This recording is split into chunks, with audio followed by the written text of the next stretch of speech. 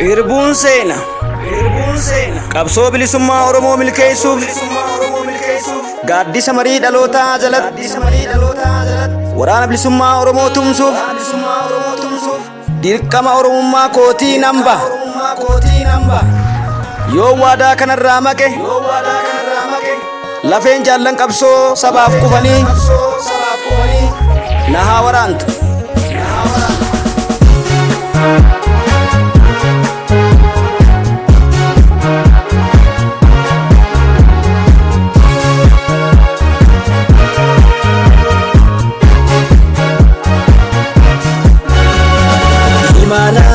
Hirbu sabakena imana ribu kapsotena jalan kapso sabati radal cifamne roro cipaf mane tolaf manamban sumi kabrumatu komoko tijine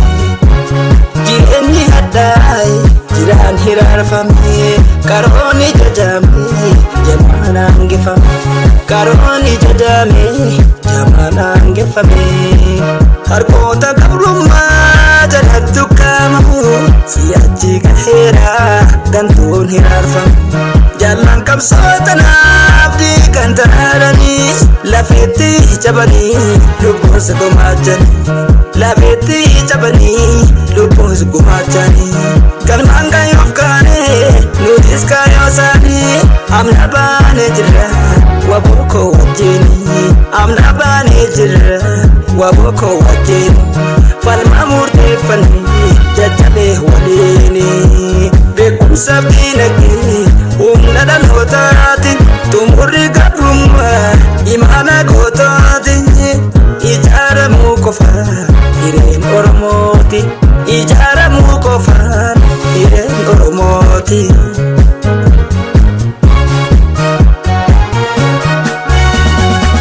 kanela kero karembia kanela ayoromia kanela sifulu bulane kanela dirkama badan kanela taliga kapsatin kanela irreto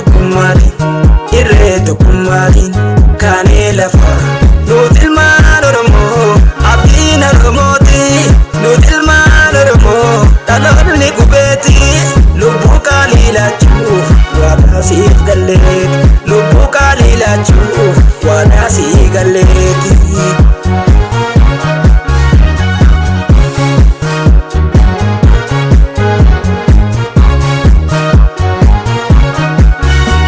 dirqama senada gumachi waboti dirqama senada gumachi waboti shiran wal facasu bortan gagati Ethiopian ras din horomoti Ethiopian kales din horomoti Ethiopian boris din horomoti waboja befada me walda maisati waboja befada me walda maisati kanelafa nutil manoromo abdin oromoti nutil manoromo dalonni kubeti lubu kalila chuf wada sif galeti lubu kalila chuf wada sif galeti